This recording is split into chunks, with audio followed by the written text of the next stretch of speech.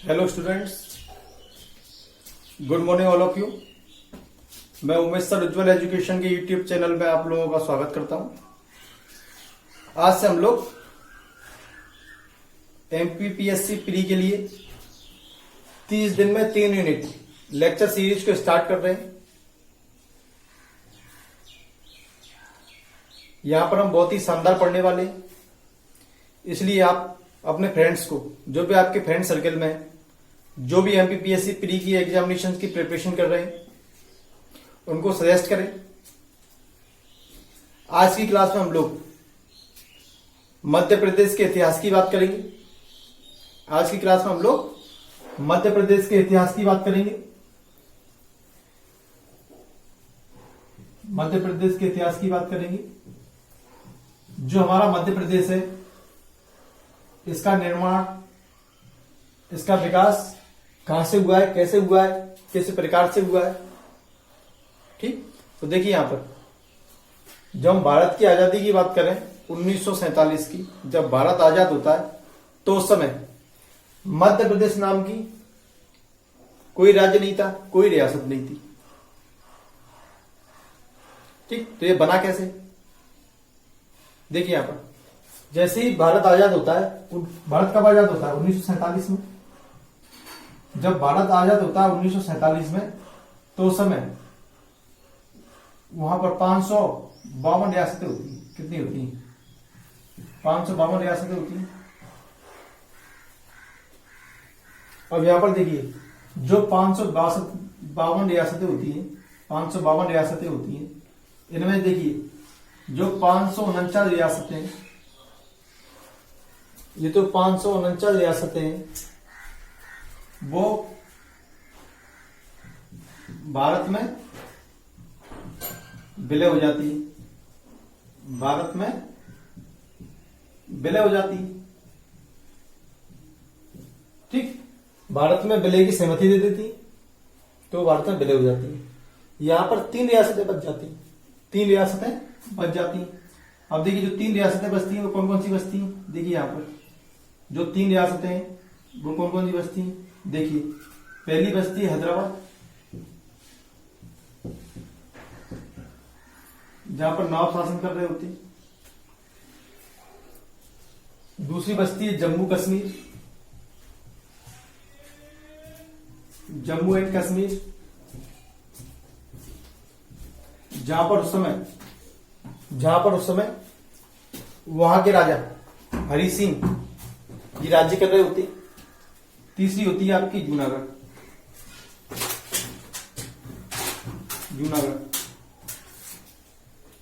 ठीक, ये तीनों ही क्या करती हैं? भारत में विलय करने से मना कर देती। ठीक, अब देखिए ये भारत से विलय करने से क्या कर देती? मना। देखिए आप, तो कुछ समय बाद इनके विलय की मांग उठती है, क्योंकि वहां पर जो जनता है वो परेशान हो जाती है, त्रस्त हो जाती है। देखिए जैसे हैदराबाद की बात करें तो वहां पर उस समय 85% हिंदू थे, और जिन पर राज्य कौन कर रहा था? नवाब, मुसलमान। ठीक, और वो कहां पर मुसलमान थे, तो वो कहां पर सम्मिलित होना चाहते थे? पाकिस्तान में। तो जो सरदार पटेल थे, तो उन्होंने जैसे ही देखा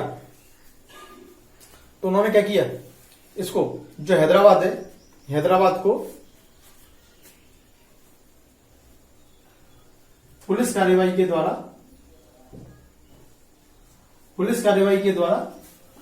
भारत में मिला लिया जाता है।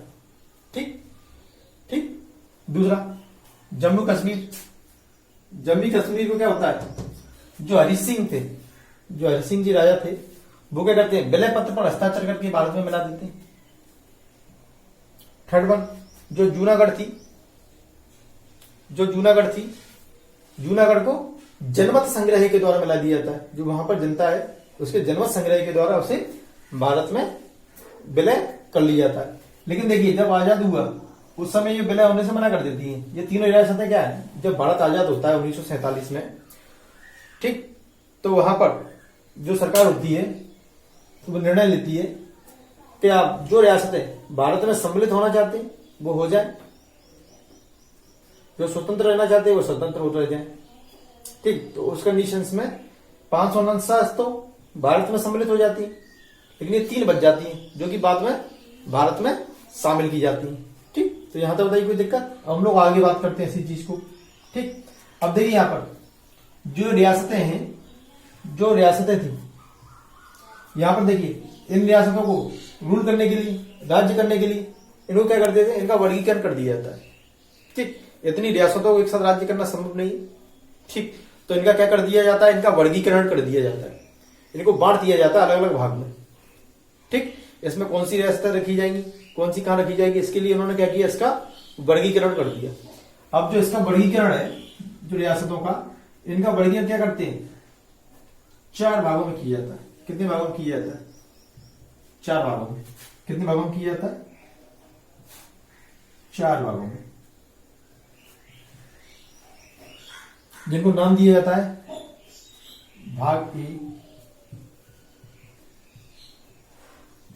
भाग बी, भाग सी और आपका भाग डी। ठीक, देखिए यहां पर जो भाग ए है, जो भाग ए है, इसके अंदर देखिए वहां पर जो ब्रिटिश प्रांत थे, ठीक, ब्रिटिश के अधीन जो राज्य थे, उन्हें भाग ए में रखा जाता है। यहां पर जो ब्रिटिश प्रांत थे, जो ब्रिटिश प्रांत होते हैं, उन्हें भाग ए में रखा जाता है। वहां पर जो ब्रिटिश प्रांत होते हैं, उन्हें भाग ए में रखा जाता है। ठीक, और यहां पर देखिए भाग बी और सी की बात करते हैं। भाग बी और सी में, इन दोनों में देखिए यहां पर, इन दोनों में ही देसी रियासतों को शामिल किया जाता है। किसको किया जाता है, देसी रियासतों को शामिल किया जाता है।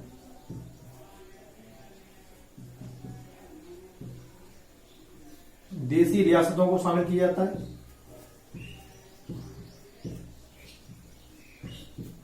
ठीक, अब देखिए जब देसी रियासतें, वहां पर कुछ बड़ी रियासतें होती थी, कुछ छोटी रियासतें होती थी, कुछ बड़ी रियासतें होती थी और कुछ छोटी रियासतें होती थी। ठीक, तो यहां पर देखिए जो भाग बी था, वहां पर ऐसे राज्यों को शामिल किया गया था जो राज्य कैसे होते थे, बड़ी बड़ी रियासतें, बड़े बड़े राज्य थे। ठीक,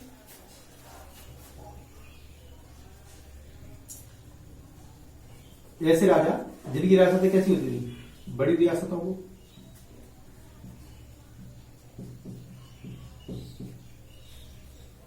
और यहां पर जो भाग सी है, इसमें शामिल किया गया छोटी रियासतों को। किसको शामिल किया गया इसमें,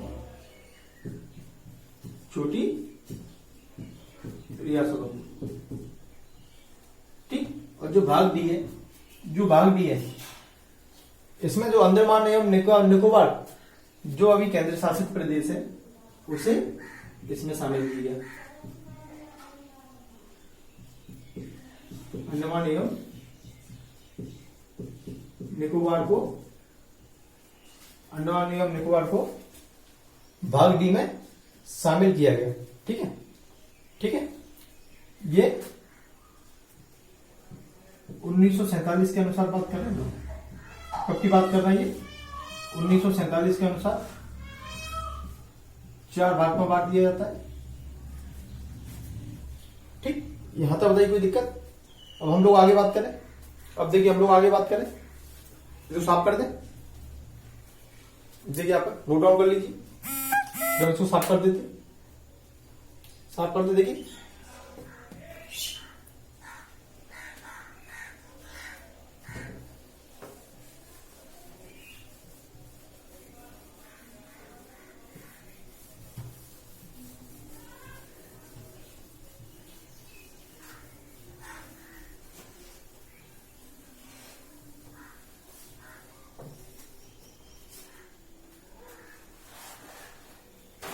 ठीक, अब देखिए यहां पर, देखिए यहां पर अभी तक मध्य प्रदेश की बात नहीं हो रही है, अभी मध्य प्रदेश है ही नहीं।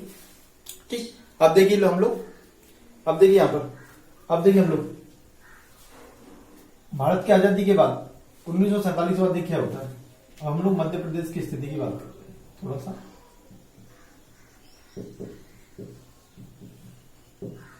मध्य प्रदेश की स्थिति की बात कर रहे हैं।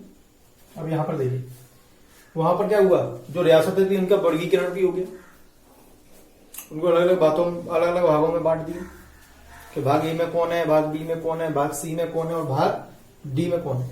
ठीक ठीक। अब देखिए, ठीक, अब देखिए यहां पर सभी को पता है ना, आजादी के बाद तो मध्य प्रदेश नाम की कोई रियासत थी ही नहीं। अब देखिए यहां पर, अब थोड़ा सा इसी चीज को हम लोग आगे बढ़ाते हैं। देखिए इस चीज को हम लोग क्या करते हैं, थोड़ा सा और आगे बढ़ाते हैं। इस चीज को हम लोग थोड़ा सा और आगे बढ़ाते हैं। देखिए यहां पर, देखिए यहां पर, देखिए यहां पर, जब भारत आजाद हो जाता है उसके बाद देखिए फिर से क्या होता है, फिर से इनके वर्गीकरण की मांग उठती है। क्या होता है, इनके वर्गीकरण की मांग उठती है। तो यहां पर देखिए, जो हमारा भारत होता है, भारत के अंदर क्या होता है, जो राज्य होते हैं उनके वर्गीकरण की मांग फिर से प्रारंभ हो जाती है। ठीक, तो इसके लिए क्या करते हैं, वहां पर जो रियासतें थी, जो राज्य हो जाते हैं, वो क्या करते हैं, उनको भी हम लोग क्या करते हैं, थोड़ा सा उनका ही वर्गीकरण देख लेते हैं। तो यहाँ पर 1947 बाद जो मध्य प्रदेश की स्थिति है, किस प्रकार से बनती है, हम लोग इसकी बात कर रहे हैं। तो देखिए यहाँ पर जो मध्य प्रदेश की स्थिति है वो कैसे बनती है, आगे चल के इसको भी भाग ए में बांध दिया जाता है। अब देखिए भाग ए में क्या रखा गया है, सब देख रहे हैं हम लोग। दूसरा भाग बी और तीसरा भाग सी, तीसरा भाग सी। ठीक, भाग ए, भाग बी और भाग सी। वहां पर जो रियासतें हो गई, जो वहां पर रियासतों का वर्गीकरण हो गया, उसके वर्गीकरण को हम लोगों ने थोड़ा आगे बढ़ाया कि किस तरीके से मध्य प्रदेश की बात आती है, उसके बारे में हम लोग चर्चा कर रहे हैं यहाँ पे। तो देखिए यहाँ पर जो पार्ट ए है, जो पार्ट ए, वहां पर जो सेंट्रल प्रोविजंस और बरार था, जो सेंट्रल प्रोविजंस एवं बरार था, उसको मिला, उसको भाग ए में रख दिया। दूसरे देखेंगे यहां पर जो भाग बी है, उसमें जो पश्चिमी क्षेत्र आते थे भारत के, उनको अगर रखा गया, मतलब पश्चिमी क्षेत्र में जो रियासतें थी उनको भाग बी में रखा गया। थर्ड वन, ठीक, थर्ड वन, जो विंध्य प्रदेश था, जो विंध्य प्रदेश की रियासतें थी, जैसे रीवा हुआ, सतना हुआ, पन्ना हुआ, उसे भाग सी में रखा गया, उसे भाग सी में रखा गया। और देखिए यहां पर जो भाग बी है, पश्चिमी क्षेत्र की रियासतें, ठीक, और भाग ए को क्या नाम दिया, सेंट्रल प्रोविजंस एवं बरार। ठीक, अब देखिए यहां पर, अब देखिए जो सेंट्रल प्रोविजंस एंड बरार है, इसमें देखिए कौन कौन से राज्यों को शामिल किया गया। ठीक, देखिए यहां पर कौन कौन से राज्यों को शामिल करके ये सेंट्रल प्रोविजंस एंड बरार नाम दिया गया था। तो देखिए यहां पर देखिए जो आपका सेंट्रल प्रोविजंस एवं बरार है, यहां पर देखिए, यहां पर जो बघेलखंड था, जो महाकौशल की रियासतें थी, ठीक, जो अभी छत्तीसगढ़ का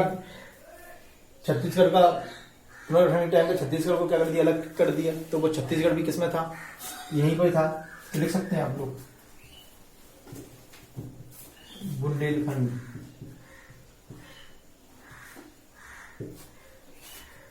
छत्तीसगढ़ भी लिख दिया मैंने यहां पे। ये हम लोग कब की बात कर रहे हैं, 1947 की बात कर रहे हैं।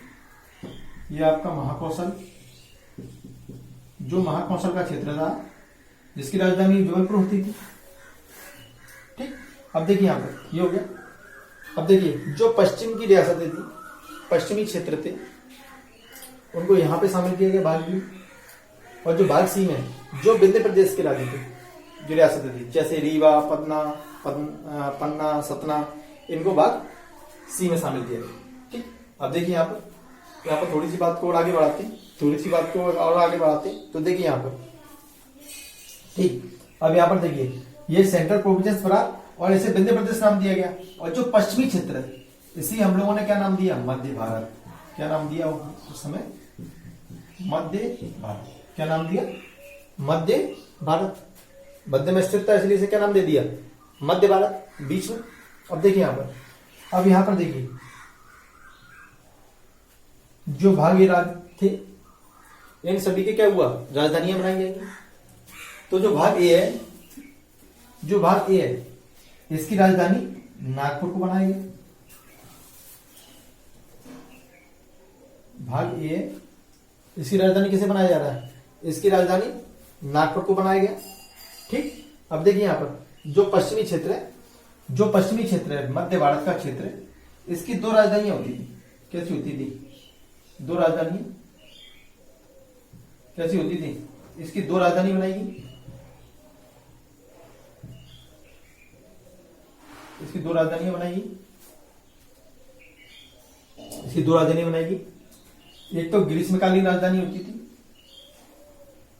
ठीक, सिंपल सी बात करें, दो राजधानियां बनाएगी। कौन कौन सी राजधानियां बनाएंगी हम लोग आगे बात करेंगे। इसकी दो राजधानियां बनाएंगी। एक राजधानी थी आपकी इंदौर और दूसरी थी आपकी ग्वालियर। एक थी इंदौर और दूसरी थी आपकी ग्वालियर। ठीक, यहां तक बताइए कोई दिक्कत। और जो विंध्य प्रदेश है इसकी राजधानी जो रीवा, पन्ना और सतना है इनकी राजधानी बनाया गया रीवा को। इनकी राजधानी किसे बनाया गया, रीवा। यहां तक बताइए कोई दिक्कत, यहां तक बताइए कोई दिक्कत। आगे बढ़े हम लोग, नोट डाउन कर लीजिए, नोट डाउन कर लीजिए या स्क्रीनशॉट ले लीजिए आप लोग। ठीक, हम लोग आगे बात करते हैं इसी चीज को हम लोग आगे बढ़ाते हैं। ठीक, यहां पर देखिए इसी में आपका महाराष्ट्र भी था। कौन सा, महाराष्ट्र भी लिख लीजिए।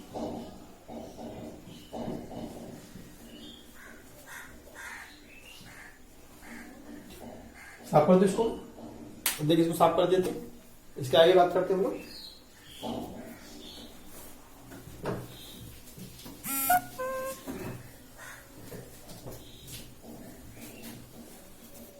देखिए हम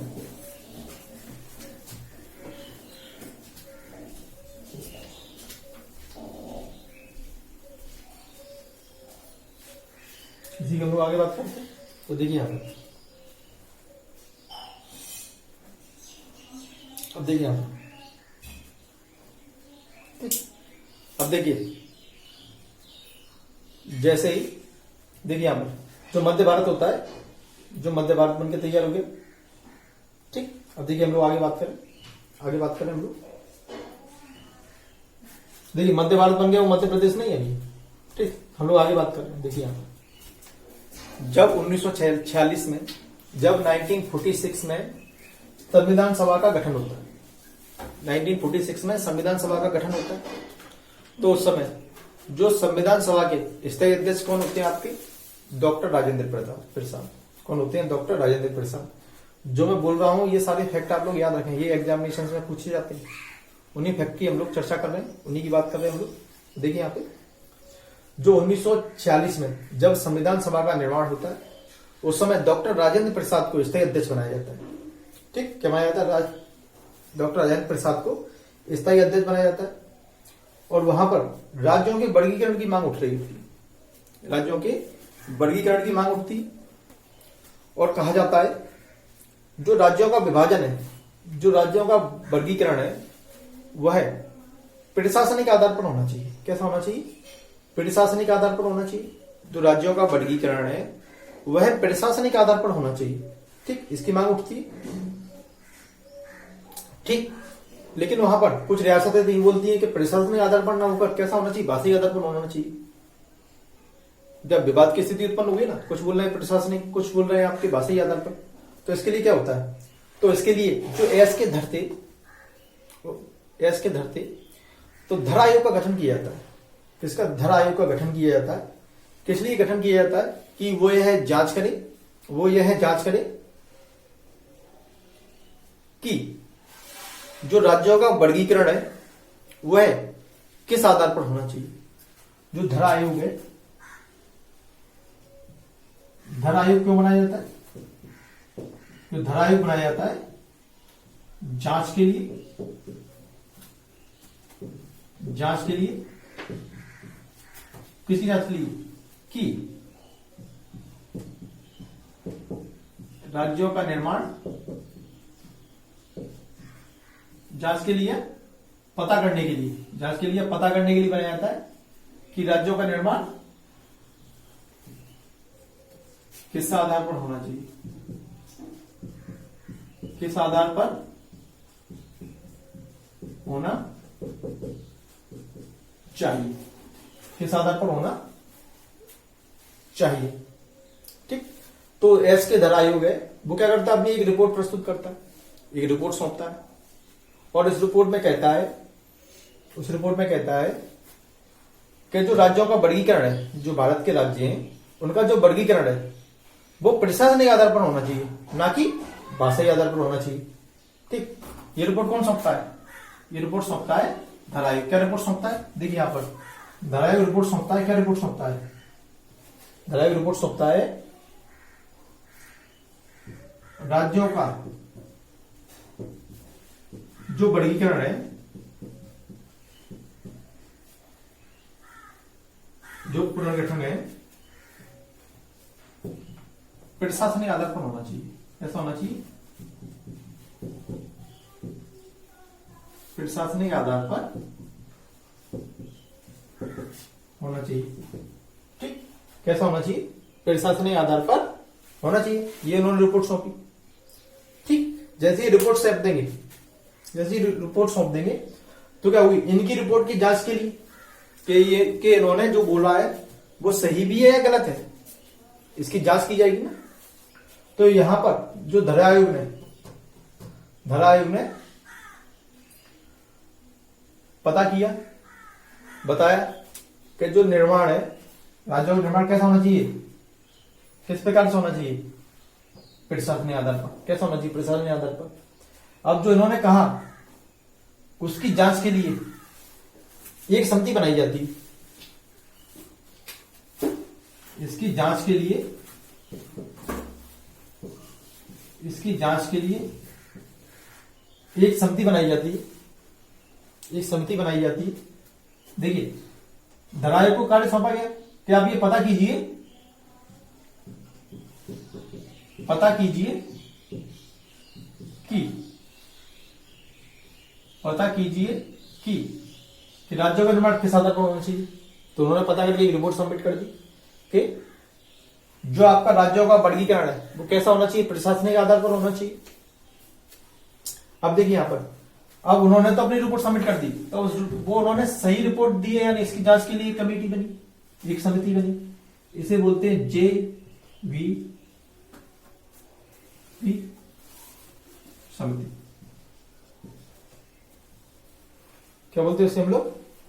JVP समिति। अब देखिए यहां पर जो समिति है, देखिए समिति में 3 मेंबर्स थे, उन्हीं मेंबर्स के नाम के आधार पर इस समिति का नाम JV और P समिति रखा गया। क्या कहना है? देखिए J से क्या होता है, V से क्या होता है, P से क्या होता है। देखिए आप, तो J थे आपके जवाहरलाल नेहरू।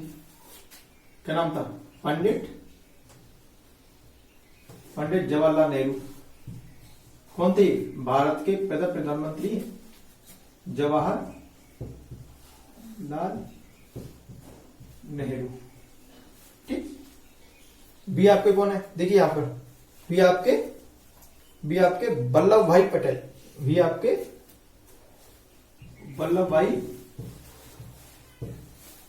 जिन्हें लोक पुरुष के नाम से जाना जाता है, वल्लभ भाई पटेल। तीसरे थे बी पट्टाभी सीतारामय्या। स्वतंत्र भारत के प्रथम गवर्नर। ठीक, ये जो मध्य प्रदेश की रियासत बनेगी ना। ठीक, चलो आगे बात करेंगे हम लोग इसकी। देखिए यहां पर ये हो गए। अब देखिए जो JVP समिति है ये भी जांच करेगी। जैसे ही आपकी JVP समिति है ये जांच करेगी, ये अपनी रिपोर्ट देगी कि इन्होंने जांच करी है वो जांच बिल्कुल ही सही है, पता किया है, बिल्कुल ही सही है। जो राज्यों का निर्माण है, राज्यों का वर्गीकरण है, वो कैसे होना चाहिए? वो कैसा होना चाहिए आपका? भाषाई आधार पर ना होकर प्रशासनिक आधार पर। ये इन्होंने रिपोर्ट सौंपी, मतलब ये भी वही अनुशंसा करते हैं जो धरा आयोग ने किया, यही बोलते हैं राज्यों का वर्गीकरण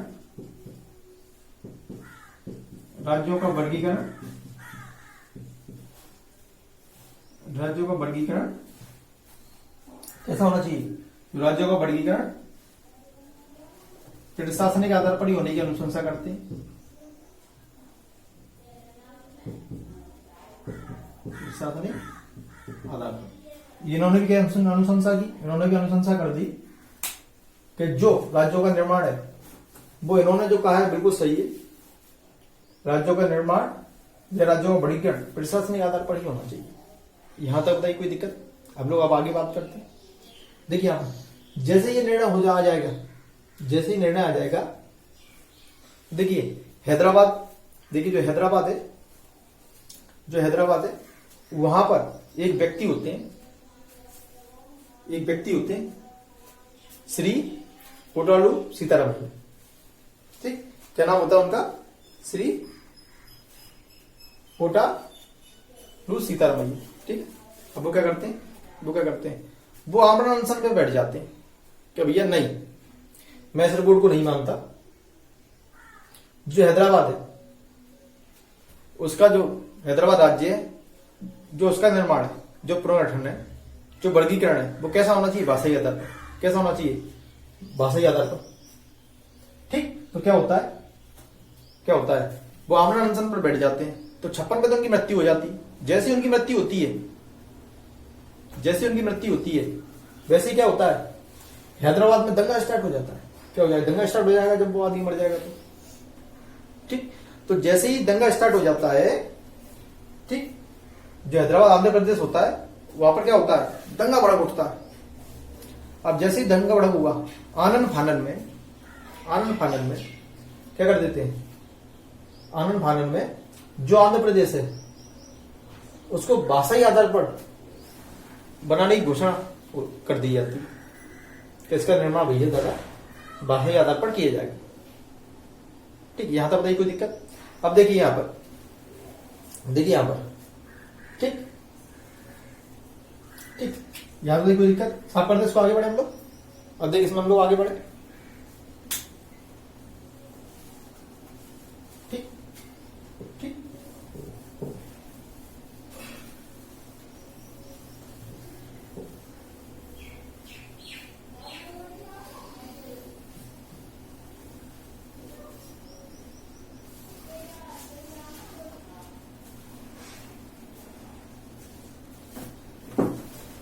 देखिए यहां पर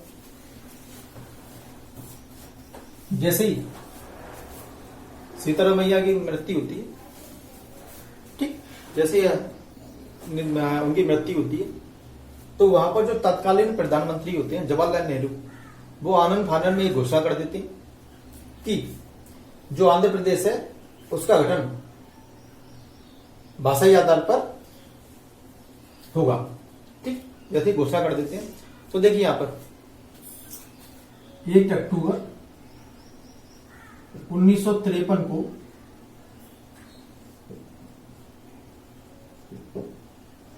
आंध्र प्रदेश का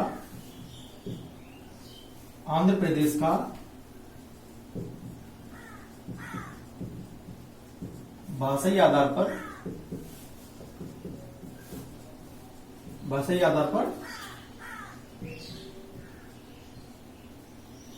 गठन किया जाता है।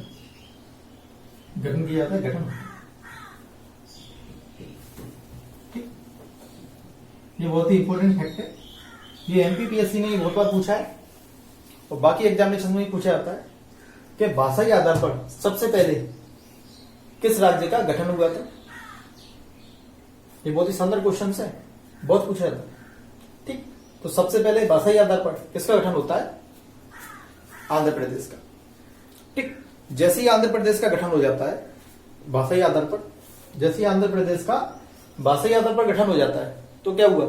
जो बाकी की राज्य होते हैं उनमें भी यह मांग उठती है कि जब उसका निर्माण भाषाई आधार पर हुआ है तो हम लोगों का निर्माण प्रशासन आधार पर क्यों होना चाहिए, भाषाई आधार पर होना चाहिए। तो बाकी के राज्यों के लिए का जो गठन है वो भी कैसे किए हुआ होता है फिर आगे चल के भाषाई आधार। ठीक, कैसे होता है आपका भाषाई आधार पर। ठीक, अब देखिए यहां पर, अब यहां पर देखिए जो राज्यों का गठन है जो भाषाई आधार पर होता है राज्यों का पुनर्गठन, तो उसके लिए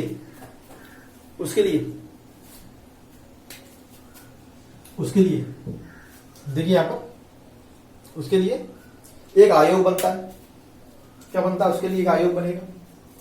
तो उस आयोग का नाम होता है राज्य पुनर्गठन आयोग। क्या होता है? क्या नाम होता है उसका? राज्य पुनर्गठन आयोग। देखिए आप ध्यान से देखिए, यहां पर सब लोग आगे बात करते हैं, देखिए ध्यान से देखना सब लोग यहां पर। ठीक है, अब देखिए यहां पर राज्यों के गठन के लिए, पुनर्गठन के लिए एक आयोग का नाम निर्माण होता है, जिसे हम जानते हैं राज्य पुनर्गठन आयोग के नाम से, जिसे नाम दिया जाता है राज्य पुनर्गठन आयोग। ठीक है, ठीक है। जो इसका निर्माण है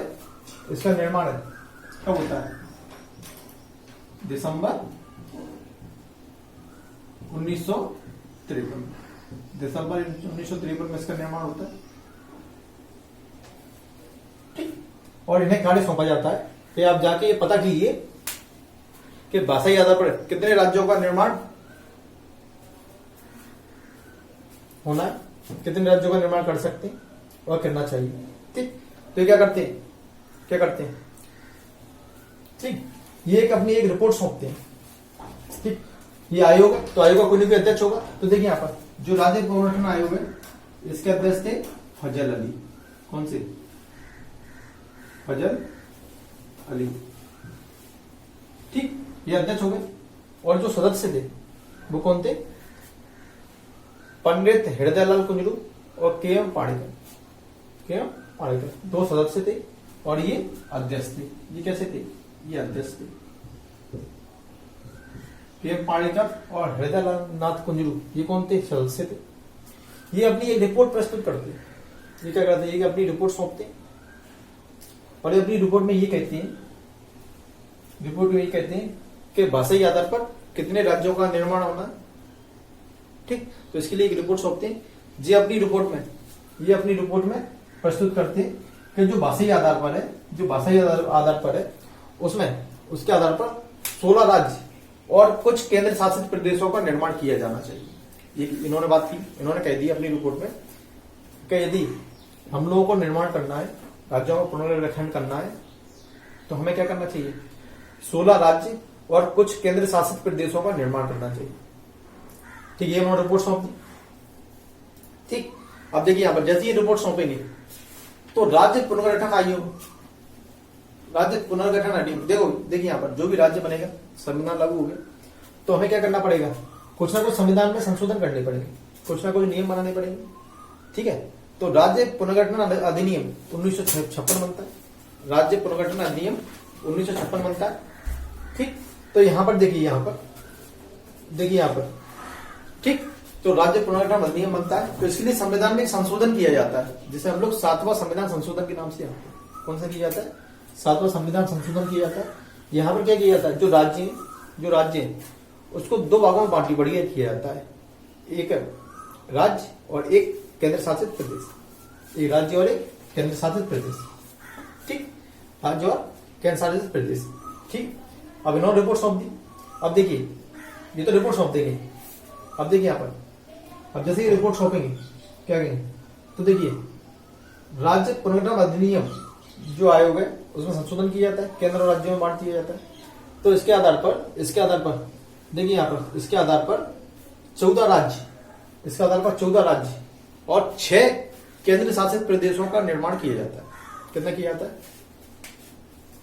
देखिए यहाँ पर 14 राज्य एवं 6 केंद्र शासित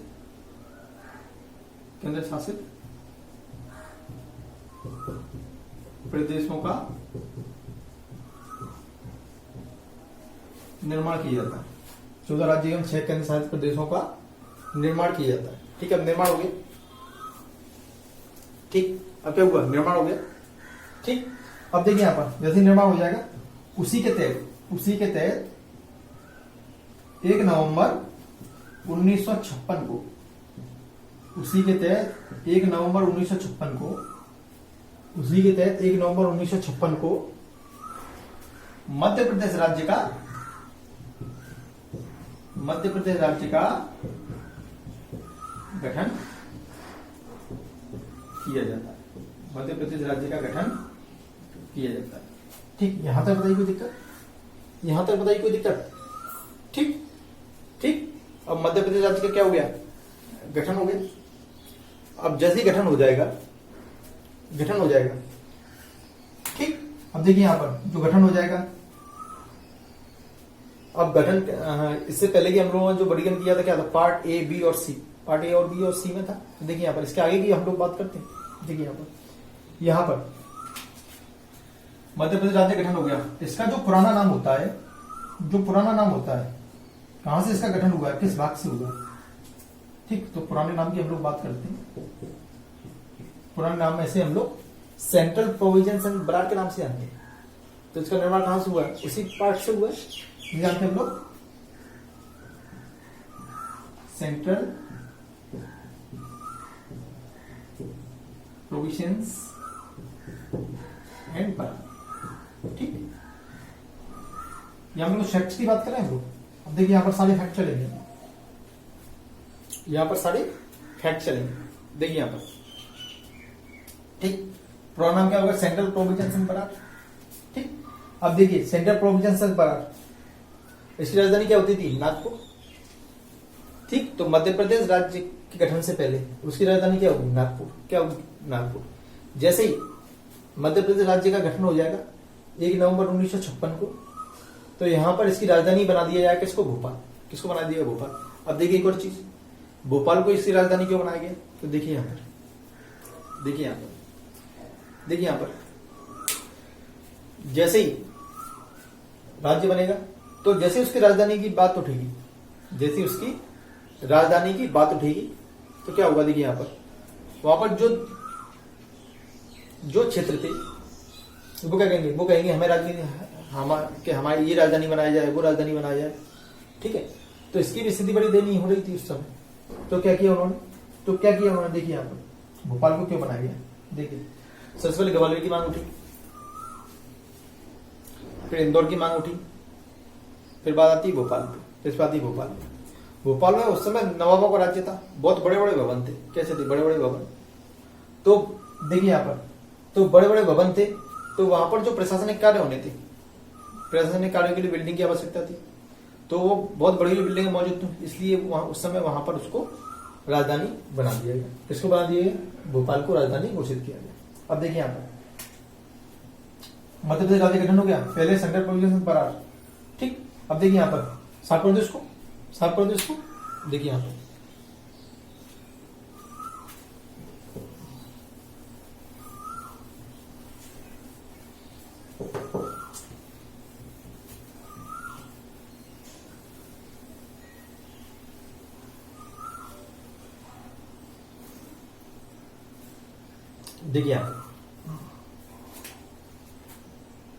देखिए राज्य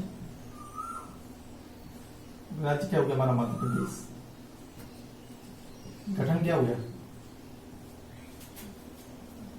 गठन कब हुआ इसका, 1 नवंबर 1956। ठीक, पुराना नाम क्या हो गया, पुराना नाम क्या था आपका, सेंट्रल प्रोविजंस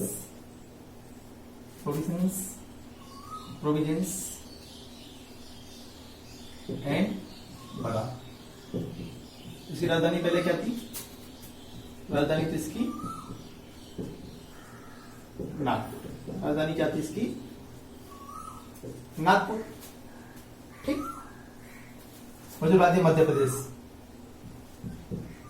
इसकी राजधानी क्या है? इसकी राजधानी थी आपकी भोपाल। क्या थी आपका? देखिए भोपाल की बात करें, देखिए यहां पर जो भोपाल रियासत थी, जो भोपाल रियासत थी उस पर नवाबों का राज्य था। ठीक, तो यहाँ पर पार्ट ए और बी सी भागों में बांटा गया, ए बी और सी भागों में बांटा गया। तो जो भोपाल रियासत थी उसको भी हम लोगों ने क्या किया था, उस समय पार्ट सी में ही शामिल कर लिया था। किसमें शामिल कर लिया था? पार्ट सी में ही शामिल कर लिया था। ठीक, तो पार्ट सी में जो शामिल किया गया था भोपाल, उससे क्या बना दिया गया? राजधानी घोषित किया गया। ठीक, उसे राजधानी घोषित किया गया। ठीक, अब राजधानी घोषित कर दिया किसको? भोपाल को। ठीक, यहां तक कोई दिक्कत? अब आगे बात करते हैं हम लोग। देखिए यहां पर अब राजधानी भोपाल को घोषित कर दिया, लेकिन उसमें भोपाल कोई शहर नहीं था। भोपाल उस समय कोई शहर नहीं था। क्या था? केवल एक तहसील थी। कहां की तहसील थी? सीहोर की। कहां की तहसील थी? सीहोर की। इसे 26 नवंबर 1972 को सीहोर से अलग करके एक शहर बनाई। ठीक, यहां तक बताइए कोई दिक्कत? क्या था? लिख देता हूं, भोपाल पहले सीहोर की तहसील, पहले सीहोर की तहसील और 26 नवंबर 1972 को शहर जिला घोषित किया। कब किया गया जिला घोषित? शहर कब बनाया गया? जिला कब बनाया गया? 1972 को। हम लोग आगे बात करेंगे कि कौन कौन से जिलों का निर्माण हुआ है, किस तरीके से हुआ है, उसमें हम लोग सारा कवर करेंगे। हम लोग इतना टेंशन लेने की जरूरत नहीं है यहाँ पे। ठीक, तो देखिए हम लोग इसी चीज को हम लोग और आगे बढ़ाते। देखिए एक और चीज पूछी जाती है, ये सारे में फैक्ट कंप्लीट करा रहा हूं आपको। ये सारे इंपॉर्टेंट फैक्ट है, ये पूछे जाते रहे हैं, पूछे जा सकते हैं। ठीक, तो सारे लोग इनको ध्यान से पढ़ेंगे। राज्य बन गया, पुराना नाम हो गया, राजधानी हो गया। एक चीज और देखिए यहाँ पर, एक चीज और देखिए यहाँ पर क्वेश्चन पूछा जाता है, जो मध्य प्रदेश है किस भूभाग का भाग है? ये पूछा जाता है, ये पूछा जाता है। तो देखिए यहां पर, देखिए यहां पर पहले तो भारत की बात कर लेते हैं हम लोग। जो भारत है, भारत क्या है? जो प्राचीन गोंडवाना लैंड है, जो प्राचीन गोंडवाना लैंड है, भारत उसी का भाग है। जब भारत उसी का भाग है तो मध्य प्रदेश भी किसका भाग हुआ? उसी की। तो ये किसका भाग हो गया? गोंडवाना लैंड का, गोंडवाना लैंड का। यहां तक देखिए कोई दिक्कत? यहां तक देखिए कोई दिक्कत? अब देखिए अब इसके हम लोग देखिए किसी चीज का नाम रखा जाता है तो लोग उसको कुछ उपनाम से भी जानते हैं, जानना स्टार्ट कर देते हैं। तो इसके हम लोग उपनामों की भी चर्चा कर लेते हैं। इसके उपनाम कौन से होंगे? देखिए यहां पर जो वहां पर तत्कालीन प्रधानमंत्री है, क्या नाम है उनका? पंडित जवाहरलाल नेहरू। तो पंडित जवाहरलाल नेहरू भारत के मध्य में स्थित होने के कारण इसे हृदय प्रदेश कहते थे। क्या कहते थे? हृदय प्रदेश। तो इसे हम लोग हृदय प्रदेश के नाम से भी जानते हैं। किसके नाम से जानते हैं हम लोग? हृदय प्रदेश। ठीक, ये देखिए यहां पर इसे लघु प्रदेश के नाम से भी जानते हैं। किसके नाम से जानते हैं? लघु भारत के नाम से। किसके नाम से जानते हैं? लघु भारत के नाम से। देखिए यहां पर देखिए, यहां पर जो मध्य प्रदेश है उसमें सबसे ज्यादा सोयाबीन उत्पादित होता है। सबसे ज्यादा सोयाबीन उत्पादित होता है भारत में। सबसे ज्यादा सोयाबीन कहां पर होता है? मध्य प्रदेश में। ठीक, अब मध्य प्रदेश में सबसे ज्यादा सोयाबीन स्टार्ट होता है, इसलिए इसे हम लोग भारत की सोया स्टेट के नाम से भी जानते हैं। क्या नाम जानते हैं? सोया स्टेट के नाम से। सोया स्टेट के नाम से। ठीक, यहां तक कोई दिक्कत? अब देखिए जो मध्य प्रदेश है समुद्र तल से लगभग 300 मीटर की ऊंचाई पर स्थित है। ठीक है, लगभग 300 सेंटीमीटर की ऊंचाई पर स्थित है, बहुत ऊंचाई पर स्थित है। अब ऊंचाई पर स्थित होने के कारण इसे उच्च भूमि प्रदेश भी कहा जाता है। क्या कहा जाता है इसे?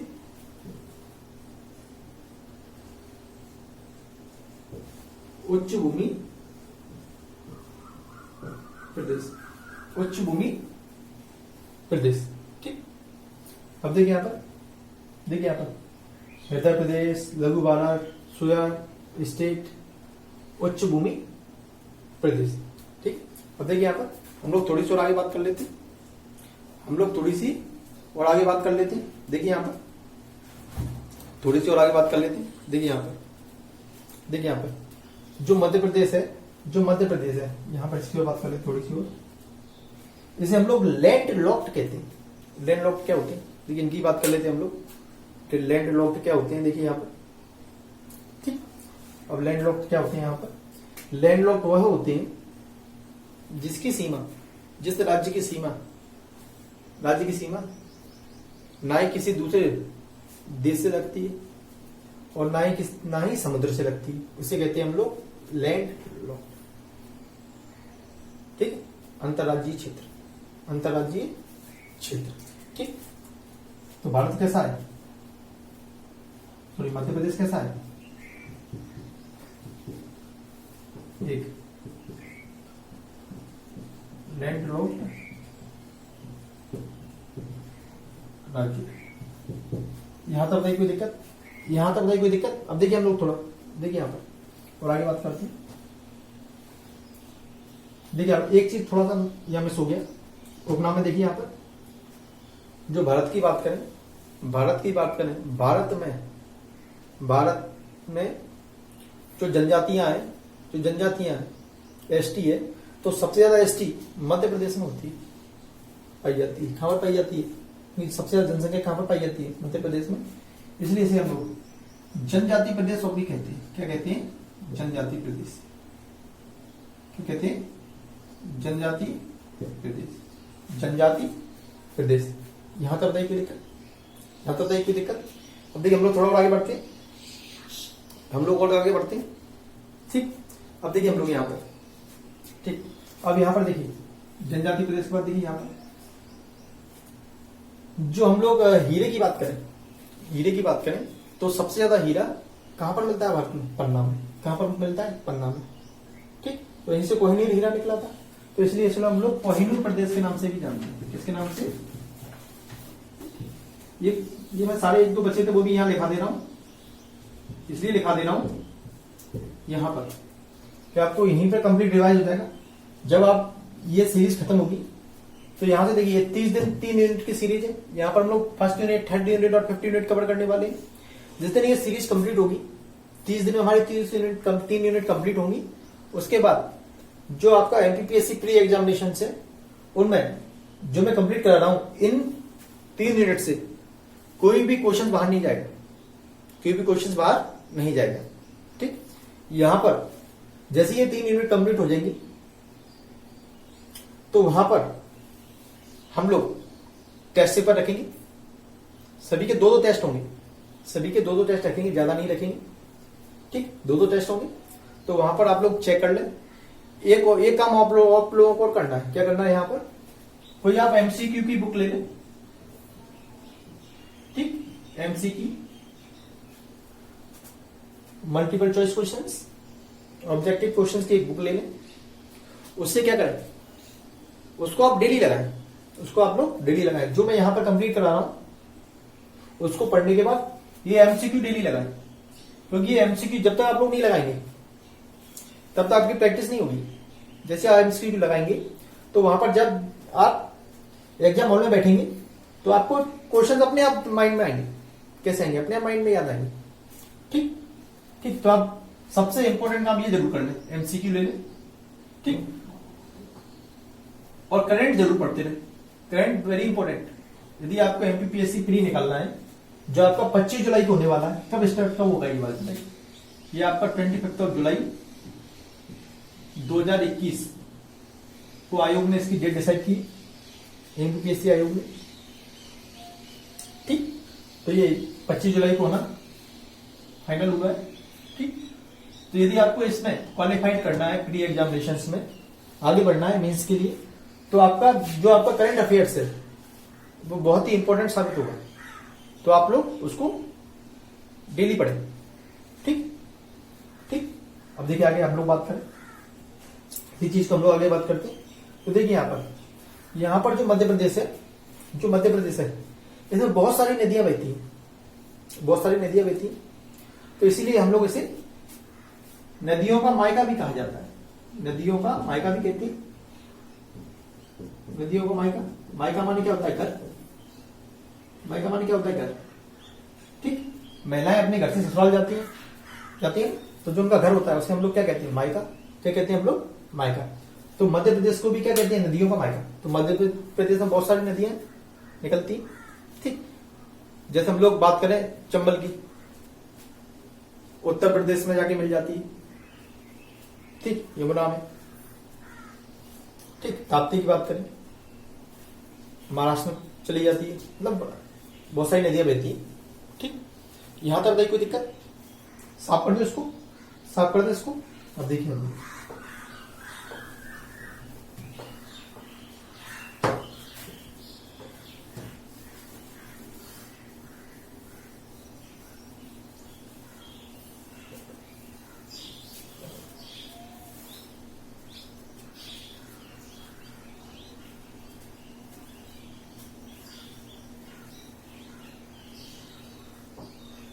ठीक, अब देखिए हम लोग थोड़ा सा आगे बात करते हैं इसी में थोड़ी और हम लोग आगे बात करते हैं। देखिए यहाँ पर, ठीक, थोड़ा देखिए यहाँ पर हम लोग थोड़ा सा इतिहास की ओर बात कर लेते हैं। ये तो हमारा बनकर तैयार हो गया। ठीक, अब देखिए यहाँ पर मध्य प्रदेश आ गया। अब जो मध्य प्रदेश तो बन गया आगे, तो मध्य प्रदेश जो पहले की बात करें, थोड़ा सा हम लोग वैदिक साहित्य की बात करें, वैदिक की बात करें काल की, तो देखिए यहाँ पर जो वैदिक साहित्य था, तो उसमें जो मध्य प्रदेश का उल्लेख था वो दक्षिणापथ और रेवोत्तर के नाम रूप में किया गया। जो वैदिक साहित्य था,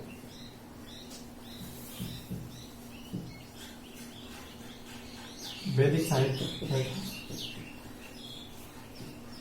साहित्य में जो ही मध्य प्रदेश का भाग है, जो मध्य प्रदेश का क्षेत्र है, उसका उल्लेख, मध्य प्रदेश का उल्लेख दक्षिणापथ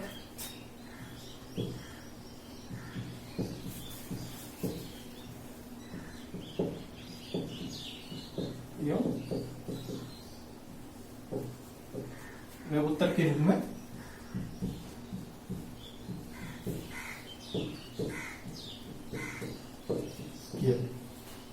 उत्तर के रूप में किया गया। ठीक, एक और चीज कहीं पूछी जाती है। देखिए यहाँ पर, देखिए और एक और चीज पूछी जाती है यहाँ पर। देखिए यहाँ पर जो मध्य प्रदेश है, मध्य प्रदेश की आकृति कैसी है? मध्य प्रदेश की आकृति कैसी है? जो मध्य प्रदेश है उसकी आकृति कैसी? आयताकार है। ठीक, और कहीं पर ये पूछा जाता है कैसी है, तो वहां जो मध्य प्रदेश है उसकी आकृति बैठे हुए ऊंट के समान कैसी है? आयताकार भी है और बैठे हुए ऊंट के समान भी। आपने देखा ना ऊपर ये निकला हुआ है, थोड़ा सा जैसे ऊंट का निकला हुआ रहता है मध्य प्रदेश में, ऐसा रहता है।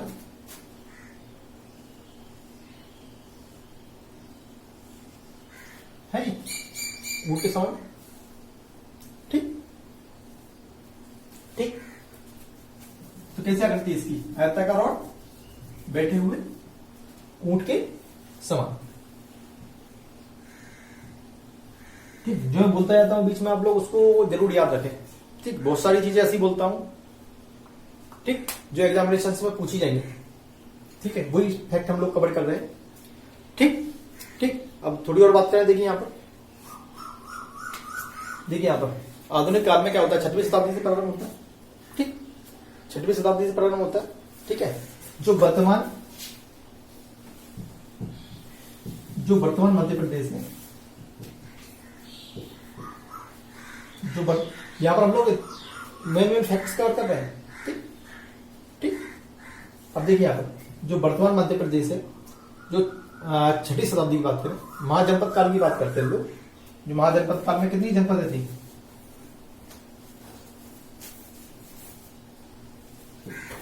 छठी शताब्दी महाजनपद काल की बात करते हैं। बताइए महाजनपद काल में कितनी महाजनपद थी? 16 महाजनपद थी। कितनी थी? 16 महाजनपद थी। कितनी महाजनपद थी? 16 महाजनपद होती थी। अब उन 16 महाजनपद में से किन महाजनपदों का संबंध मध्य प्रदेश से? किन महाजनपदों का संबंध मध्य प्रदेश से? उसकी बात कर लेते हैं। बहुत इंपॉर्टेंट फैक्ट है ये, बहुत इंपॉर्टेंट है, इसको जरूर याद रखें, ये एग्जामिनेशन में बहुत पूछा जाता है। ठीक, अब देखिए यहां पर 2 महाजनपद का संबंध मध्य प्रदेश से था। कितनी महाजनपद का? 2 महाजनपद का संबंध मध्य प्रदेश से था। ठीक, 2 महाजनपद का संबंध मध्य प्रदेश से था। देखिए पहली कौन सी थी? पहली देखिए यहां पर पहली थी आपकी अवंती। कौन सी थी आपकी? अवंती। और दूसरी थी आपकी चेदी। कौन सी थी? चेदी। हो सकता है इस बार एग्जामिनेशन में ही पूछ लिया जाए कि 16 महाजनपद में से कितनी महाजनपद का संबंध मध्य प्रदेश से था। ठीक, कितनी का था? 2 का, अवंती और चेदी। ठीक, अब यहां पर देखिए जो अवंती था उसमें 2 क्षेत्र आते थे। उत्तर का क्षेत्र को उत्तरावंती नाम दिया गया और दक्षिण को दक्षिणावंती। अब देखिए इन दोनों के क्षेत्र में इन दोनों का डिस्ट्रीब्यूशन, विभाजन कैसे होता था? वहां पर एक नेत्रावती नदी बहती थी। इन दोनों के बीच में कौन सी नदी बहती थी? इन दोनों के बीच में बहती थी आपकी नेत्रावती नदी। कौन बहती थी इन दोनों के बीच में? आपकी नेत्रावती नदी। कौन सी नदी बहती थी आपकी? नेत्रावती नदी। ठीक, कौन सी नदी बहती थी आपकी? नेत्रावती नदी बहती थी। अब यहां पर देखिए यहां पर जो उत्तरी अवंती थी, जो उत्तर अवंती थी, इसकी राजधानी होती थी आपकी उज्जैनी। क्या होती थी? उज्जैनी। ठीक, और जो दक्षिण अवंती थी, दक्षिण अवंती थी, इसकी राजधानी होती थी महिष्मती। क्या होती थी आपकी? महिष्मती। ठीक, जो उत्तर अवंती थी उसकी राजधानी होती थी उज्जैनी और जो दक्षिण अवंती थी उसकी राजधानी क्या होती थी? महिष्मती। जो उज्जैनी है उसे आज हम लोग उज्जैन के नाम से जानते हैं और जो महिष्मती है उसे आज हम लोग महेश्वर के नाम से जानते हैं। किसके नाम से जानते हैं? महेश्वर के नाम से। ठीक, प्राचीन काल में उनका नाम महिष्मती और उज्जैनी होते थे। ठीक, यहां तक बताइए कोई दिक्कत? अब देखिए हम लोग आगे बात करें। अब देखिए हम लोग थोड़ा सा और आगे बात करते हैं। ठीक, अब देखिए थोड़ा आगे बात करें। देखिए यहां पर जो अवंती थी वहां पर उसका, देखिए वहां पर अवंती का निर्माण कैसे हुआ इसकी बात करते हैं हम लोग। ठीक है, अवंती नाम आया कहां से? ठीक, तो देखिए वहां पर, ठीक है, जो महिष्मती की यदुवंशी शासक, जो महिष्मती है वहां के यदुवंशी जो हृदय वंश है वहां के शासक थे, उनका नाम था आपका, उनके बहुत ही महान शासक थे कीर्तिवीरार्जुन। क्वेश्चन पूछा जाता है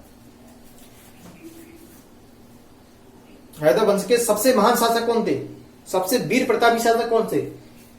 कीर्तिवीरार्जुन या कीर्तिवीरार्जुन। ठीक, सबसे महान शासक थे वहां के। उनके पुत्र थे अवंती। उनके पुत्र अवंती थे, उन्होंने ही अवंती राज्य की स्थापना कर दी। क्वेश्चन पूछा था हृदय शाखा वंश के सबसे महान प्रतापी शासक कौन थे? कीर्तिवीरार्जुन। उनके पुत्र थे अवंती, उन्होंने ही अवंती की स्थापना करी थी, अवंती का निर्माण किया था। ठीक, अब चेदी की बात कर लेते हैं हम लोग। जो चेदी है यहां की बात करें। देखिए यहां पर किसका शासन था? देखिए इसकी राजधानी क्या थी? सूक्तमती। क्या था उस समय? इसकी राजधानी थी सूक्तमती। ठीक है, लिख देता हूं। इसकी राजधानी क्या थी?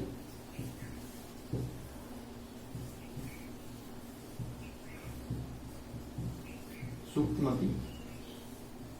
ठीक ठीक, यहां पर देखिए, यहां पर किसका शासन था उस समय? देखिए जो चैदी था, तो वहां पर देखिए जो शिशुपाल था, राजा शिशुपाल, वह चेदी वंश का ही शासक था। चेदी वंश का राजा था। मतलब चेदी का राजा कौन था वहां पर?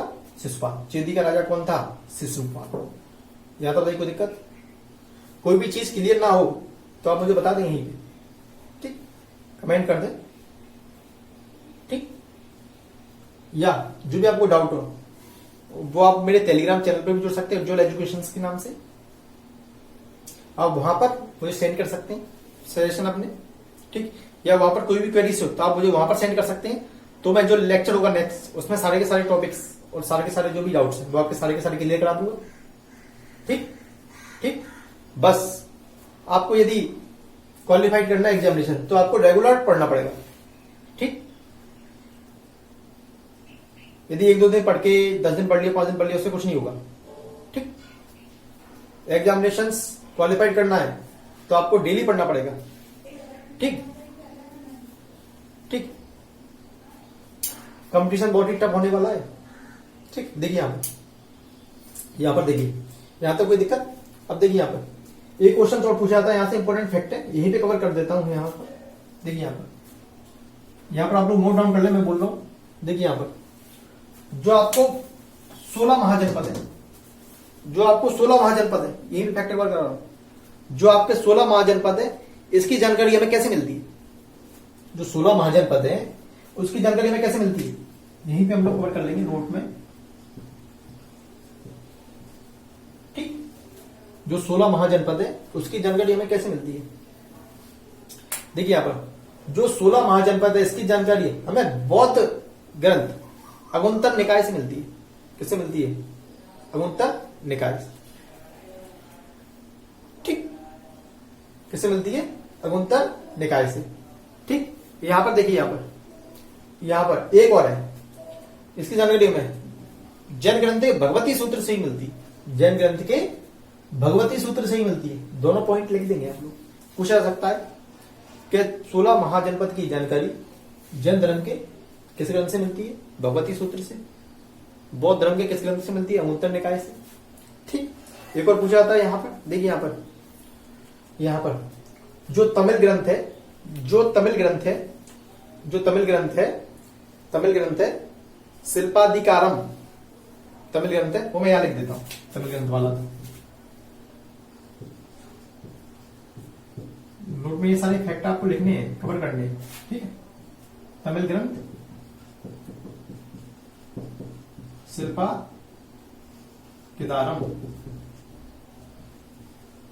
तमिल ग्रंथ शिल्पाधिकारम में किन तीन महाजनपद का उल्लेख किया गया? शिल्पाधिकारम में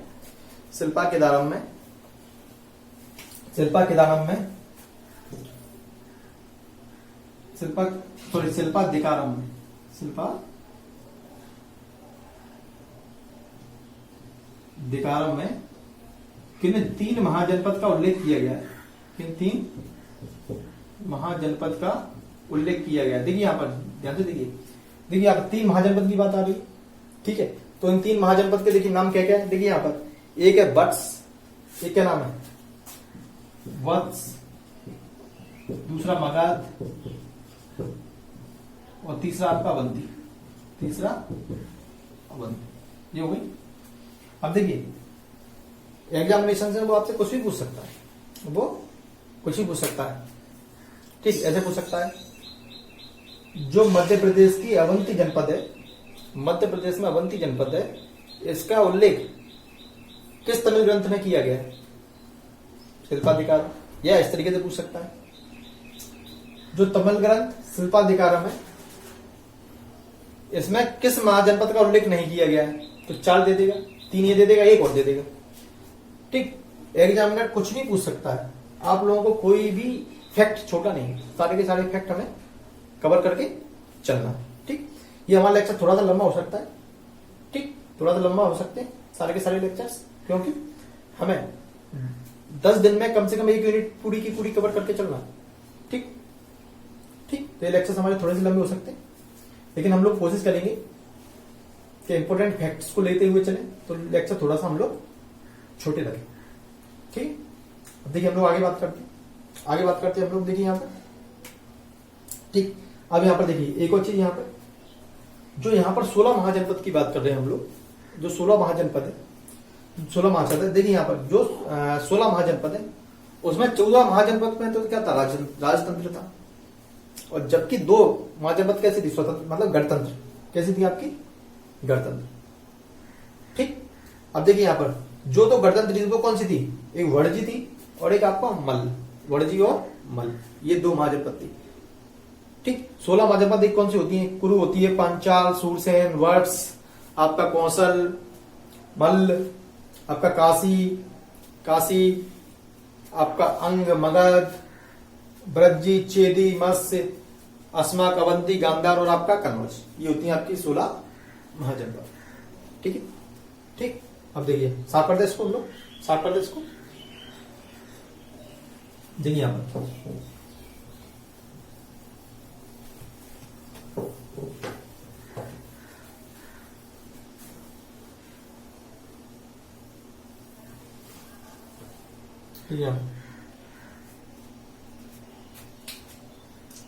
देखिए यहां पर हम लोग मध्य प्रदेश की थोड़ी भौगोलिक स्थिति की बात कर लेते हैं। भौगोलिक,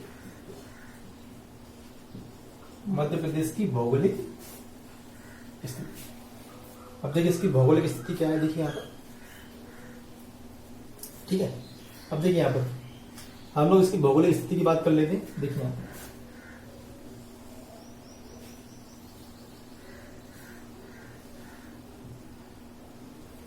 देखिए यहां पर ये होगा ईस्ट, हिंदी बात करते हैं लोग, ये हो गया आपका पूर्व,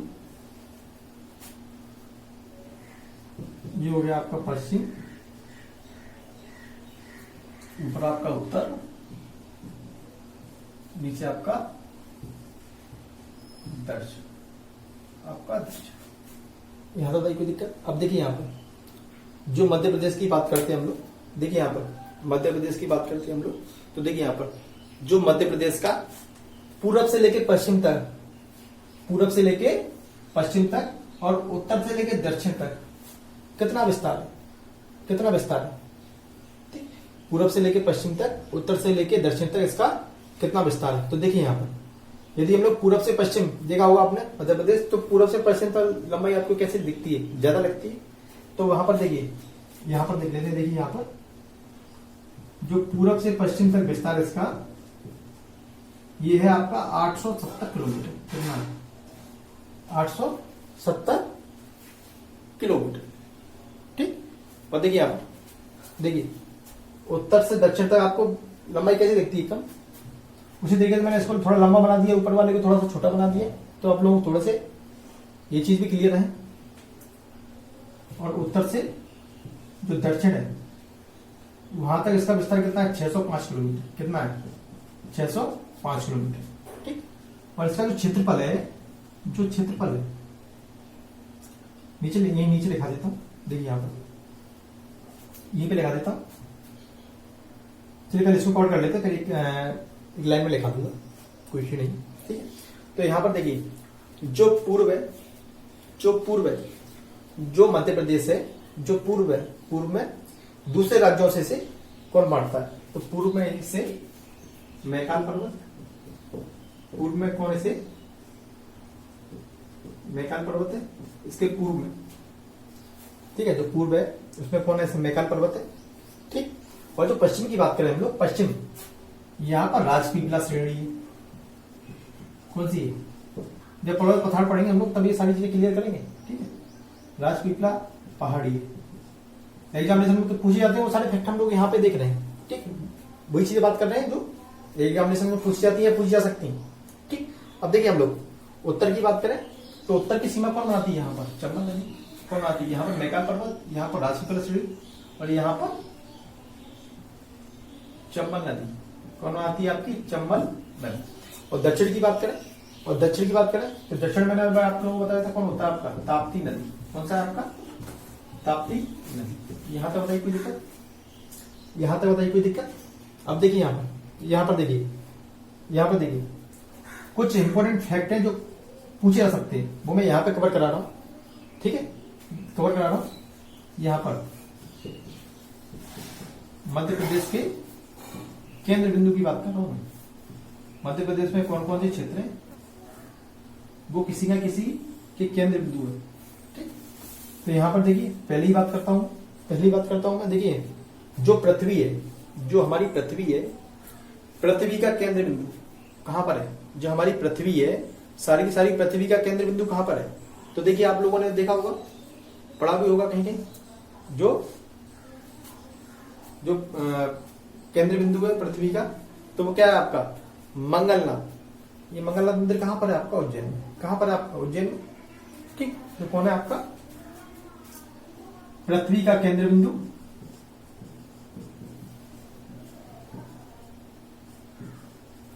केंद्र बिंदु मंगलनाथ कहां पर आपका? उज्जैन। कहां पर आपका? उज्जैन। ये ऊपर का साफ कर देता हूं, ऊपर लिखा दूंगा मैं यार सर। ठीक है, कहां पर है? मंगलनाथ उज्जैन में। ठीक, ये नोट डाउन कर लिया ना आपने, और स्क्रीन शॉट ले लिया था। ठीक है, समय नहीं है क्योंकि एग्जाम में बहुत ही कम समय बच रहा है। ठीक है, अब देखिए यहां पर, देखिए यहां पर दूसरा इसके बाद देखिए, दूसरा देखिए, अखंड भारत का केंद्र बिंदु, अखंड भारत का केंद्र बिंदु। ठीक, पहले जो पूरा भारत था उसे क्या कहते थे हम लोग? अखंड भारत। ठीक है, ठीक है, इसका जो केंद्र बिंदु है वो बैतूल के पास है। क्या है जगह? बरसाली। क्या बरसाली, जो कहां पर है आपका? बैतूल में। कहां पर है आपका? बैतूल में। एक और चीज देखिए यहां पर, जो अविभाजित, विभाजन से पहले जो भारत था उसका केंद्र बिंदु देखिए यहां पर, अविभाजित, अविभाजित, अविभाजित, जैसा लगा देता हूं भारत का केंद्र बिंदु। ठीक, जो अविभाजित भारत था उसका केंद्र बिंदु देखिए कहां पर था आपका? कटनी के पास एक जगह, क्या नाम है उसका? करौंदी। क्या नाम है? करौंदी। कहां पर? करौंदी। कहां पर? कटनी। ठीक, कहां पर? करौंदी और कहां पर? कटनी। ठीक, आगे बात करते हैं हम लोग। देखिए यहां पर, देखिए जो वर्तमान भारत है, अखंड हो गया, विभाजित हो गया, वर्तमान भारत की बात करें,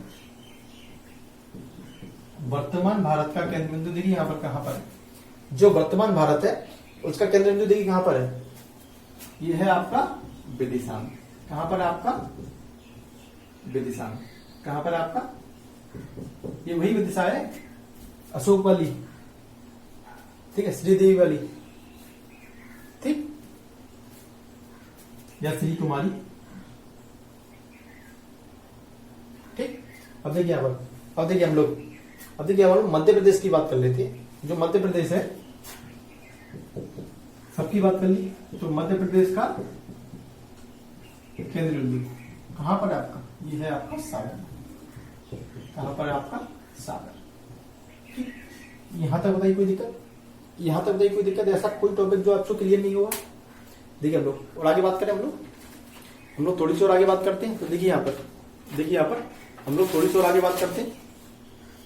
साफ करते इसको, साफ करते इसको।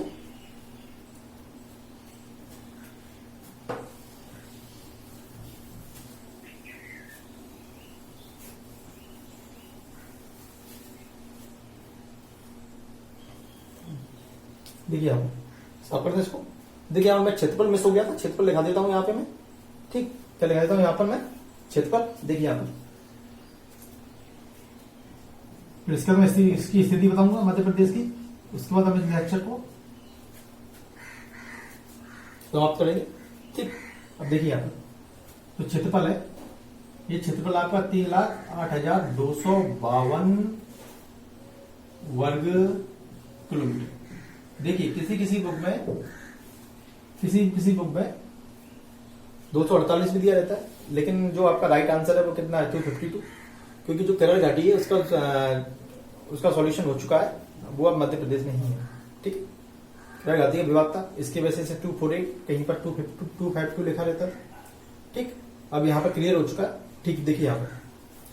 ठीक, और देखिए यहाँ पर जो क्षेत्रफल है, ये भारत के क्षेत्रफल का 9.38% है। कैसा आपका? 9.38% है। ठीक, देखिए यहां पर एक और चीज, एक और फैक्ट देखिए यहां पर, ये क्षेत्रफल की दृष्टि से, क्षेत्रफल की दृष्टि से क्षेत्रफल की दृष्टि से बात करें इसकी, तो ये दूसरा सबसे बड़ा राज्य है। कैसा आपका दूसरा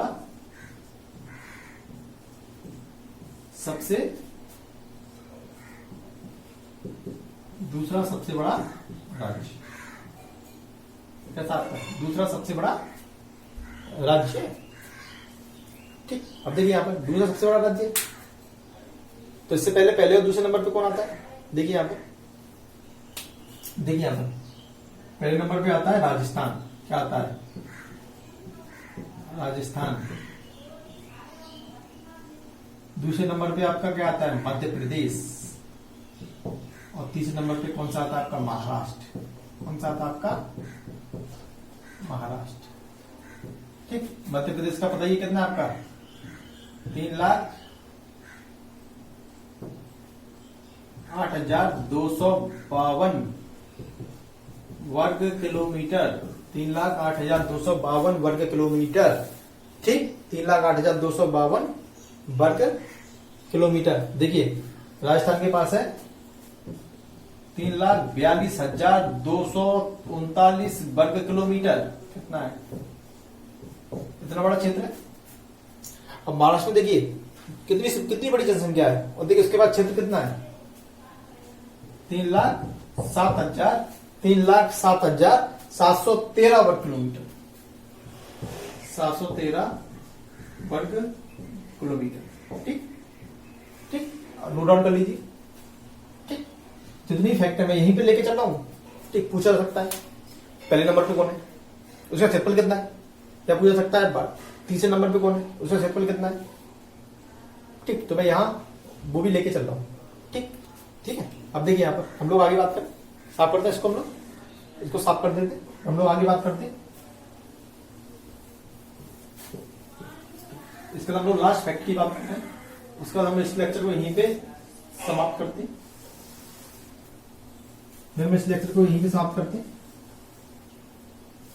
ठीक, अब देखिए यहां पर लास्ट फैक्ट की बात करें हम लोग।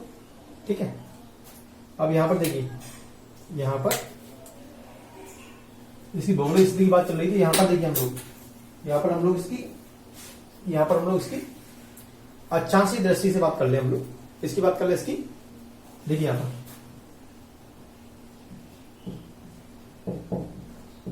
अक्षांशीय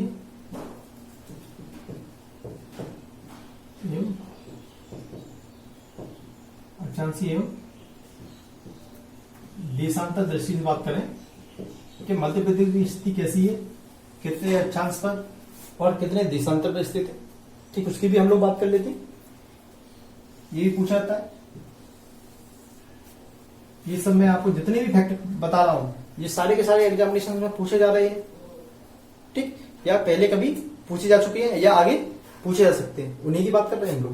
ठीक है, हम लोग के लोग ऐसा नहीं है हम लोग कचरा पढ़े। ठीक है, हम लोग बिल्कुल रियल फैक्ट्स पढ़ रहे हैं और अच्छे फैक्ट्स। ठीक, तो देखिए यहाँ ये वही हमारा, देखिए पहले थोड़े से पहले हम लोग अक्षांशीय देशांतर की बात कर लेते हैं। ठीक, देखिए यहाँ ये हमारा ग्लोब होगी, पृथ्वी होगी। ठीक, इसके बीच से ठीक, ये निकल गई, देखा वो। ठीक है, इसे बोलते हैं 0 डिग्री। क्या बोलते हैं? 0 डिग्री। ठीक, इसके ऊपर बढ़ते जाएंगे 1 2 3, इस तरीके से खींची जा सकती है। ठीक, इन्हें कहते हैं हम लोग अक्षांश। और जो लंबवत खींची जाती है इस पॉइंट से, देखिए यहां पर इस तरीके से, इन्हें बोलते हैं हम लोग देशांतर। क्या कहते हैं इन्हें हम लोग? देशांतर। ठीक, ये हो गया आपका हिंदी बात कर लेते हैं हम लोग। पूर्व हो गया, ये आपका पश्चिम हो गया, ये आपका उत्तर हो गया, और ये आपका दक्षिण हो गया। ठीक, अक्षांशीय विस्तार हम लोग देख रहे हैं। एक देशांतर दृष्टि या देशांतरीय विस्तार, अक्षांश एवं देशांतरी विस्तार की बात करें हम लोग, ठीक। तो देखिए यहाँ पर जो हम लोग भारत की बात करें, भारत हमारा कहाँ पर है? भारत हमारा यहाँ पर स्थित है। कहाँ पर स्थित है? यहाँ पर। कहाँ पर स्थित है? यहाँ पर, ठीक। तो ये भारत यहाँ पर स्थित है, तो देखिए यहाँ पर कहाँ पर है? ये आपका देखिए यहाँ से यदि हम कंपेयर करें, पहले कहाँ पर है? ये आपका पूर्वी गोलार्ध में, गोलार्ध की बात करें तो कैसा है? यहाँ पूर्वी गोलार्ध में, ठीक। और दूसरा कहाँ पर है? यदि हम लोग देखिए ऊपर बात करें तो कहाँ पर है? पूर्वी और सिंपल सी बात करें पूर्वी और उत्तरी, पूर्वी और उत्तरी, ठीक। तो हम जब भी यहाँ पर बात करेंगे केवल दो ही चीजों की बात करेंगे, पूर्वी और उत्तरी, पूर्वी और उत्तरी, ठीक ठीक। पश्चिमी यदि ऑप्शन में आ गया, कभी दक्षिणी आ गया, तो ऑप्शन कैसे गलत होगी? क्योंकि जब भारत यहाँ पर स्थित है तो मध्य प्रदेश भारत के बीच में, मध्य में, ठीक। तो वो भी कहां पर होगा? बीच में स्थित होगा। तो वो भी कहां पर होगा? बीच में स्थित होगा, ठीक। तो देखिए आप, देखिए यहां पर, देखिए यहां पर साफ कर दो उसको, इसके स्थिति बता रहा हूं, क्लियर है ना कहां पर होगा, ठीक। तो देखिए यहां पर, ठीक ठीक। तो देखिए यहां पर, देखिए यहां, ये भी देखिए यहां पर भी क्या होगा आपका? यहां पर देखिए ये भी आपका कैसा हो जाएगा? ये भी आपका पूर्वी होगा, ये भी आपका पूर्वी होगा, ये आपका हो गया पूर्वी देशांतर। देखिए यहाँ पर मैंने अभी बताया था आपको, ऐसे करके चलेंगे हम लोग। देखिए यहाँ पर ऐसे करके ये जो ये क्या हो जाएंगे? ये आपके देशांतर, और ऐसे ऐसे चलेंगे वो क्या हो जाएंगे? आपके अक्षांश। कैसे होंगे? अक्षांश, ठीक। तो ये देखिए यहाँ पर जो देशांतर है, जो देशांतर है वो कहां पर है? पूर्वम, तो इससे बोलेंगे हम लोग पूर्वी देशांतर, उधर की साइड जाएंगे। यदि यहां पर होते तो क्या बोलते थे हम लोग? दक्षिण। लेकिन वो कहां पर है? इसी कॉन्टिनेंटल में सारे के सारे, इसी गोलार्ध में, ठीक ठीक। तो क्या होगा? पूर्वी देशांतर।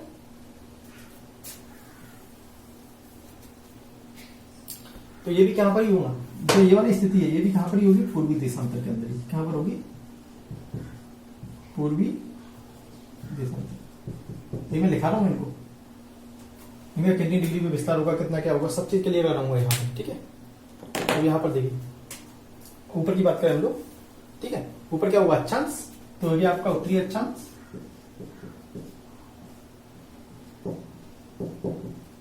और ये भी क्या हो गया आपका? उत्तरी अक्षांश, ठीक।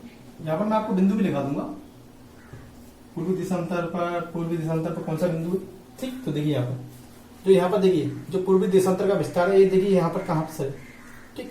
तो ये है आपका 74 डिग्री 9 मिनट से, 74 डिग्री 9 मिनट से 82 degree 48 minute, 82 degree 48 minute, 82 degree 48 minute. यहां तो देखिए दिक्कत, देखिए यहाँ पर ये आपका 21/6 से ये आपका 26 डिग्री 30 मिनट, ठीक। यहां तो ये हो गया, इसका क्या हो गया?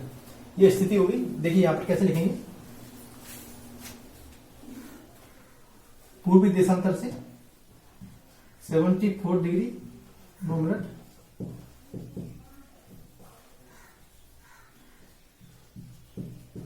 82 डिग्री 48 मिनट पूर्वी देशांतर, कैसा है? पूर्वी देशांतर। दूसरा देखिए 21 डिग्री 6 मिनट से 26 डिग्री 30 मिनट तक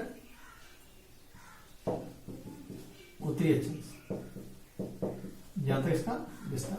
अलग अलग रहना चाहे तो अलग अलग लिख सकते हैं। 74 डिग्री 9 मिनट पूर्वी देशांतर से 42 डिग्री 48 मिनट पूर्वी देशांतर तक, जैसे आप लिखना चाहें, जैसे आप शेड्यूल पढ़े, जैसे ऑप्शन में आपके में दिया है। क्लियर हो गया आपको? बस ऐसे यहाँ पर उत्तरी, यहां भी लिख सकते उत्तरी अक्षांश से 26 डिग्री 30 मिनट उत्तरी अक्षांश तक, कैसे भी लिख सकते हैं, ठीक है। बस आपको क्लियर होना चाहिए, ठीक है। अब देखिए यहाँ पर देखिए जो पूर्वी देशांतर पर कौन सा बिंदु है आपका? कौन सा पूर्वी बिंदु है? यहाँ पर देखिए, यहाँ पर जो पूर्व बिंदु कौन सा आपका? सिंगरौली। कौन सा आपका? सिंगरौली। और यहां पर देखिए यहां पर कौन सा है, यहां पर आपका अलीराज, कौन सा आपका अलीराज, कौन सा आपका अलीराजपुर, ठीक। और जो उत्तरी अक्षांश है, जो उत्तरी अक्षांश है उत्तर में आपका कौन सा है, सबसे पहले मुरैना, कौन सा आपका मुरैना। और जो दक्षिणी जो आपका दक्षिण में उत्तरी अक्षांश है ना, दक्षिण वाला उत्तरी अक्षांश है, उसमें कौन सा हो जाएगा आपका बुरहानपुर, कौन सा हो जाएगा आपका बुरहानपुर, कौन सा हो जाएगा आपका बुरहानपुर। देखिए यहाँ पर, देखिए यहाँ पर एक बार और देखिए यहाँ पर बोर्ड पे साइड लो, देखिए यहाँ पर मैं फिर से ग्लोब बना के गोला बना के दिखा रहा हूं आपको। देखिए यहाँ पर ये हो गया आपका गोला, यहां पर 0 डिग्री हो गया, ठीक ठीक। अब देखिए यहां पर ये क्या हो गया, देखिए ईस्ट में हो गया, ये वेस्ट हो गया, ये नॉर्थ हो गया, ये साउथ हो गया, ये 0 डिग्री पर। देखिए यहाँ पर, देखिए यहाँ पर ये ऊपर की तरफ क्या हो गए, ये लाइन, ये सब क्या हो गए, ये हो गए आपकी अच्छा, क्या हो गया अक्षांश। और ये देखिए यहाँ पर ये